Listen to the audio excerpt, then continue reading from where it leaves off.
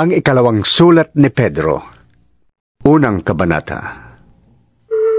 Mula kay Simon Pedro, lingkod at apostol ni Hesukristo, para sa inyong lahat na tulad nami tumanggap ng napakahalagang pananampalatayang mula sa ating makatarungang Diyos at tagapagligtas na si Hesukristo. Sumagana nawa sa inyo ang pagpapala at kapayapaan ng Diyos sa pamamagitan ng inyong pagkakilala sa Kanya at sa ating Panginoong Hesus. Tinanggap natin sa pamamagitan ng kapangyarihan ng Diyos ang lahat ng bagay na magtuturo sa atin upang mamuhay ng tapat sa Kanya. Ito'y dahil sa ating pagkakilala kay Hesus na Siya ring tumawag sa atin upang bahaginan tayo ng Kanyang karangalan at kabutihan. Sa paraang ito ay binigyan niya tayo ng mga dakila at napakahalagang pangako upang makaiwas tayo sa nakakasirang pagnanasa sa sanlibutan ito at upang makabahagi tayo sa Kanyang kalikasan bilang Diyos. Dahil dito, sikapin ninyong idagdag sa inyong pananampalataya ang kabutihan, sa inyong kabutihan ang kaalaman, sa inyong kaalaman ang pagpipigil sa sarili, sa inyong pagpipigil sa sarili ang katatagan, sa inyong katatagan ang kabanalan, sa inyong kabanalan ang pagmamalasakit sa kapatid, at sa inyong pagmamalasakit ang pag-ibig. Ang mga katangiang yan ang kailangan ninyong taglayin at pagyamanin upang ang inyong pagkakilala sa Panginoong Hesukristo ay huwag mawala ng kabuluhan at kapakinabangan. Ang sino mang wala ng mga katangiang yan ay mistulang bulag at nakalimot na pinatawad na siya sa kanyang mga kasalanan. Kaya nga mga kapatid, lalo kayong maging masigasig upang mapatunayan ninyong kayo ay tinawag at pinili ng Diyos. Kung ganito ang gagawin ninyo, hindi kayo matitisod. Sa ganitong paraan, kayo'y maluwag na papapasukin sa walang hanggang kaharian ng ating Panginoon at tagapagligtas na si Hesukristo. Kahit na alam na ninyo ang katotohanan inyong tinanggap at matatag na kayo rito, lagi ko pa rin kayong paaalalahanan tungkol dito. Minabuti kong sariwain ito sa inyong isipan habang ako'y nabubuhay pa. Alam kong hindi na ako magtatagal sa buhay na ito, ayon sa ipinahayag sa akin ng ating Panginoong Hesukristo. Kaya't gagawin ko ang lahat upang maalala pa rin ninyong lagi ang mga bagay na ito, kahit ako'y nasa kabilang buhay na. Ang ipinahayag namin sa inyo tungkol sa kapangyarihan at muling pagparito ng ating Panginoong Hesukristo ay hindi mga alamat na kathala lamang ng tao. Nasaksihan namin ang Kanyang kadakilaan nang tanggapin niya mula sa Ama ang karangalan at kapurihan. Ito'y nangyari nang marinig namin ang tinig mula sa dakilang kaluwalhatian ng langit. Ito ang pinakamamahal kong anak.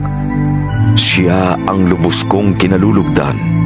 Narinig namin ito mula sa langit, sapagkat kami kasama niya sa banal na bundok. Kaya naman lalong tumibay ang aming paniniwala sa ipinahayag ng mga propeta. Makakabuting ito'y pag-ukulan ninyo ng pansin, sapagkat tulad ito sa isang ilaw sa kadiliman na tumatanglaw sa inyo hanggang sa sumikat ang araw ng Panginoon at magliwanag sa inyong mga puso ang tala sa umaga. Higit sa lahat, unawain ninyong walang makakapagpaliwanag ng alinmang propesiya sa kasulatan sa sariling kakayahan, sapagkat ang pahayag ng mga propeta ay hindi nagbuhat sa kaisipan lamang ng tao. Ito'y galing sa Diyos at ipinahayag ng mga taong nasa ilalim ng kapangyarihan ng Espiritu Santo. Ikalawang kabanata. Noong una, may mga huwad na propetang lumitaw sa Israel. Gayon din naman, may darating sa gitna ninyo na mga huwad na guro. Lihim silang magtuturo ng mga maling aral na ang dulot ay kapahamakan. Pati ang Panginoong nagligtas sa kanila ay kanilang itatakwil. Kaya't di magtatagal at sila'y mapapahamak. At marami silang mahihikayat na sumunod sa kanilang kahalayan. At dahil dito, pati ang daan ng katotohanan ay mapaparatangan ng masama. Sa kanilang kasakiman, lilinlangin nila kayo sa pamamagitan ng kanilang mga matatamis na salita para lamang sila yumaman. Matagal nang nakahanda ang hatol sa kanila at ang pupuksa sa kanila ay hindi natutulog. Hindi pinatawad ng Diyos ang mga anghel na nagkasala. Sila'y itinapon sa impyerno kung saan sila'y iginapos sa kadiliman upang doon hintayin ang araw ng paghuhukom. Dahil sa kasalanan ng tao noong unang panahon, ginunaw ng Diyos ang daigdig sa pamamagitan ng baha. Wala siyang iniligtas maliban kay Noe na nangaral tungkol sa matuwid na pamumuhay at ang 7 niyang kasama. Sinumpa at tinupok ng Diyos ang mga lungsod ng Sodoma at Gomora upang maging babala sa masasama tungkol sa kanilang kasasapitan. Ngunit iniligtas ng Diyos si Lot, isang taong matuwid na lubhang namighati dahil sa mga kahalayang ginagawa ng masasama noong panahon niya. Naghihirap ang kalooban ng matuwid na taong ito sa kasamaang nasasaksihan niya araw-araw habang siya'y nakatira doon.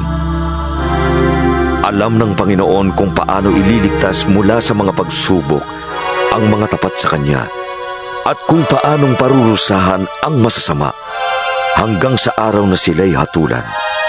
Lalo na ang sumusunod sa mahalay na nasa ng katawan at humahamak sa kapangyarihan ng Diyos. Pangahas at mapagmataas ang mga huwad na gurong binabanggit ko. Wala silang pakundangan sa mga tagalangit at sa halip ay nilalapastangan pa nila ang mga ito. Samantalang ang mga anghel na higit na malakas at makapangyarihan ay hindi gumamit ng panlalait sa kanilang paghaharap sa Panginoon ng sakdal laban sa kanila. Ang mga taong ito'y parang mga hayop na walang isip at ipinanganak upang hulihin at patayin. Kinakalaban nila ang mga bagay na hindi nila nauunawaan, kaya't papatayin din sila tulad ng maiilap na hayop. Pahihirapan sila gaya ng pagpapahirap nila sa iba. Ang kaligayahan nila'y ang hayagang magpasasa sa nasa ng laman. Dumadalo pa sila sa inyong salo-salo, ngunit kahiya-hiya at kasiraang puri ang kanilang ginagawa. Ikinatutuwa nilang kayo'y kanilang nalilinlang. Wala silang hinahanap, kundi mga babaeng mapag-aaliwan nila. Wala silang sawa sa paggawa ng kasalanan. Itinutulak pa nila sa pagkakasala ang mahihina. Sila'y mga sakim at sila'y isinumpa. Lumihis sila sa matuwid na landas at naligaw. Tinularan nila si Balaam, anak ni Beor, na nagpahalaga sa bayad sa paggawa ng masama. Dahil dito, siya ay sinumbatan ng kanyang asno na nagsalitang parang tao upang siya'y sawayin sa kanyang kabaliwan. Ang nakakatulad ng mga huwad na gurong ito ay mga batis na walang tubig at ulap na itinataboy ng malakas na hangin. Inilaan na ng Diyos ang kadiliman para sa kanila. Mataas silang mangusap, ngunit wala namang kabuluhan ang sinasabi. Ginagamit nila ang nasa ng laman upang maibalik sa kahalayan ang mga nagsisimula pa lamang lumayo sa mga taong may likong pamumuhay. Ipinapangako nila ang kalayaan sa nahihikayat nila, subalit sila mismo ay alipin ng kasamaan. sapagkat ang tao ay alipin ng anumang hindi niya kayang labanan. Nakaiwas na sa kasamaan ng daigdig ang mga taong kumilala kay Hesukristo na Panginoon at tagapagligtas. Ngunit kung muli silang maakit sa dating masamang gawain at tuluyang mahulog dito, ang magiging kalagayan nila ay masahol pa sa dati. Mabuti pang hindi na nila natutuhan ang daang matuwid kaysa matapos matutuhan ang banal na kautosang itinuro sa kanila ay tumalikod sila dito. Angkop na angkop sa nangyari sa kanila ang mga kasabihang ugali ng aso matapos sumuka ay muling kinakain ang nailuwana at ito namang baboy, paliguan mo man, pilit na babalik sa dating lubluban. Ikatlong kabanata. Mga minamahal, ito ang ikalawang sulat ko sa inyo. Sa dalawang sulat na ito ay sinikap kong gisingin ang malinis ninyong isipan sa pamamagitan ng pagpapaalala ng ilang mga bagay. Alalahanin ninyo ang mga sinabi noon ng mga banal na propeta at ang utos na ibinigay sa inyo ng Panginoon at tagapagligtas sa pamamagitan ng mga apostol na isinugo sa inyo. Una sa lahat, dapat ninyong malaman na sa mga huling araw ay pagtatawanan kayo ng mga taong namumuhay ayon sa nasa ng laman. Sasabihin nila, si Kristo'y nangakong darating, hindi ba? Nasaan na siya? Namatay na ang ating mga ninuno, ngunit wala pa ring pagbabago buhat ng likhain ng mundong ito. Walang halaga sa kanila ang katotohanang ang langit at lupa ay nilikha ng Diyos sa pamamagitan ng kanyang salita. Nilikha ang lupa buhat sa tubig at sa pamamagitan ng tubig. Sa pamamagitan din ng tubig, ginunaw ang daigdig ng panahong iyon. Sa pamamagitan din ng salitang iyon ay nananatili ang mga langit at ang lupa upang tupukin sa apoy pagdating ng araw ng paghuhukom at pagpaparusa sa masasama. Ngunit huwag ninyong kalilimutan ito, mga minamahal, na sa Panginoon, ang isang araw ay 1,000 taon at ang 1,000 taon ay isang araw lamang. Ang Panginoon ay hindi nagpapabaya sa kanyang pangako, gaya ng inaakala ng ilan. Hindi pa niya tinutupad ang pangakong iyon alang-alang sa inyo. Binibigyan pa niya ng pagkakataon ang lahat na makapagsisi at tumalikod sa kasalanan, sapagkat hindi niya nais na may mapahamak. Ngunit ang araw ng Panginoon ay darating na tulad ng isang magnanakaw. Sa araw na iyon, ang kalangitan ay biglang mawawala, kasabay ng isang malakas na ugong. Matutupok ang araw, buwan at mga bituin. Ang mundo at ang lahat ng mga bagay na naririto ay mawawala. At dahil ganito ang magiging wakas ng lahat ng bagay, maging masunurin kayo sa Diyos at mamuhay kayo ng banal. Habang hinihintay ninyo ang araw ng Diyos, magsikap kayong mabuti upang madaling dumating ang araw na ang kalangitan ay matutupok at ang mga bagay na naroroon ay matutunaw sa matinding init. Naghihintay tayo ng bagong langit at ng bagong lupa na paghaharian ng katarungan, sapagkat ganoon ang kanyang pangako.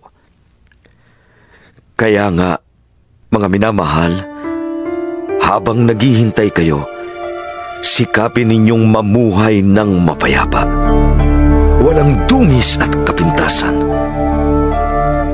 Isipin ninyong kaya nagtitimpi ang Panginoon ay upang bigyan kayo ng pagkakataong maligtas. Iyan ang sinulat sa inyo ng kapatid nating si Pablo. Taglay ang karunungang kaloob sa kanya ng Diyos. Sa lahat ng sulat niya tungkol sa paksang ito, Ganito ang lagi niyang paalala. Kaya lang, ang ilang bahagi sa kanyang mga sulat ay mahirap unawain at binibigyan ng maling kahulugan ng mga mangmang at magugulo ang pag-iisip. Ganyan din ang kanilang ginagawa sa ibang mga kasulatan, kaya nga't ipinapahamak nila ang kanilang sarili. Ngayong ito'y alam na ninyo, mga kapatid, dapat kayong mag-ingat upang huwag kayong mailigaw ng mga taong walang sinusunod na batas. At nang sa gayon, hindi kayo matitinag sa inyong mabuting kalagayan. Magpatuloy kayong lumago sa kagandahang loob at sa pagkakilala sa ating Panginoon at tagapagligtas na si Jesucristo. Sa Kanya ang kaluwalhatian, ngayon at magpakailanman. Amen.